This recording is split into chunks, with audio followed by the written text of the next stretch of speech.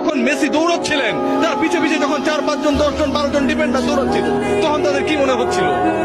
পিছে পিছে দৌড়ায়, ধরতে পারে না, আগে পরে সামনে বিভিন্ন জায়গায় যায়, বল আটকাতে পারে না। এটাই হচ্ছে একজন ফুটবলারের সৌন্দর্য। লিওনেল মেসির সৌন্দর্য ও জায়গায়। একজন ফুটবলার একটা দলকে, একজন ফুটবলার কোটি কোটি মানুষের স্বপ্নকে তার ছোট কাঁধে কিভাবে ক্যারি করেন সেটা আমরা দেখেছি। যারা অস্বীকার করবেন তারা ফুটবলটা বোঝেন না। হয়তো আমাকে মূর্খ বলতে পারেন, সত্যিই তাই।